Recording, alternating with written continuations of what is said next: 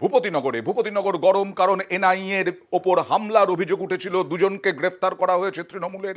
আর তারপরে পাল্টা শ্লীলতাহানি থেকে আরম্ভ করে মারধর, বিভিন্ন অভিযোগ দায়ের করা হয়েছে এনআইএ এর বিরুদ্ধে। আজকে পুলিশ গিয়েছিল, মনোব্রত জানা যিনি তৃণমূলের নেতা, তাকে গ্রেফতার করা হয়েছে। তার বাড়িতে গিয়ে জিজ্ঞাসাবাদ করে পুলিশ এবং ময়না তদন্ত করে এনআইএ এর ওপর হামলার অভিযোগে তদন্ত, এবং তার সঙ্গে এনআইএ হামলার অভিযোগে জিজ্ঞাসাবাদ পুলিশের, এবং তার সঙ্গে সঙ্গে পাল্টা যে মামলা দায়ের হয়েছে। কথা বলবো প্রতিনিধি সুজিতের সঙ্গে, কার সঙ্গে কথা বললেন, এবং এটা একেবারেই যে এফআইআরটা মহিলাদের পক্ষ থেকে করা হয়েছিল, অর্থাৎ তৃণমূল নেতাদের পরিবারের পক্ষ থেকে করা হয়েছিল, সেটা নিয়েই তদন্ত। তো সেটা নিয়ে তো বটেই, তার সঙ্গে সঙ্গে এনআইএ যখন তাদের আক্রমণের শিকার হতে হয়, তারা কিন্তু এফআইআর দায়ের করেছিল।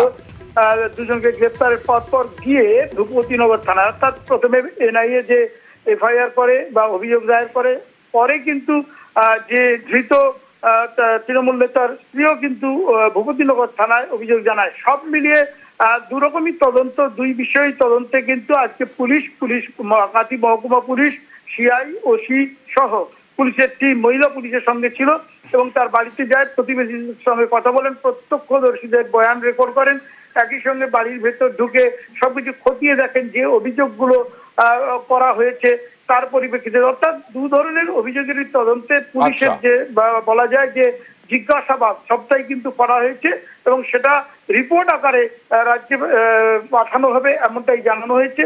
এবং সব মিলিয়ে যেটা দেখা যাচ্ছে, আজও কিন্তু পুলিশ পিকেট ওই এলাকায় রাখতে হয়েছে, কারণ একটা চাপা উত্তেজনা রয়েছে।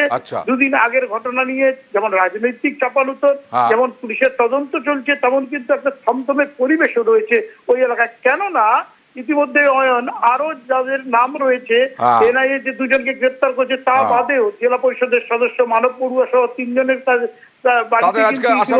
তারা আসেননি কলকাতায় এনআইএ অফিসে, একদম, এবং আসেননি। কিন্তু তাদের খোঁজে কিন্তু আজও কিন্তু দেখা গেছে যে একটা খবর এনআইএ থেকে সেটা কিন্তু নেওয়া হয়েছে বলে সূত্রের খবর।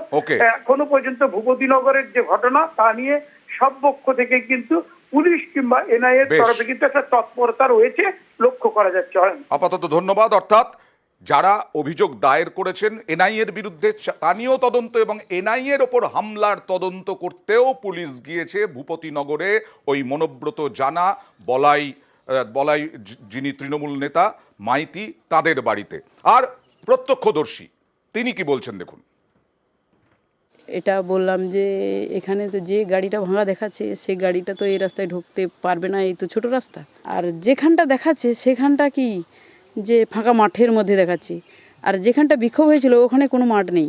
এইসব বললাম, আর কি বলবো। প্রথম যখন এখানে চিৎকার চেঁচামেচি হয় তখন আমরা এখানে এসে পড়েছি, এসে যখন থেকে ধস্তাধস্তি হচ্ছে আমাদেরও লেগেছে।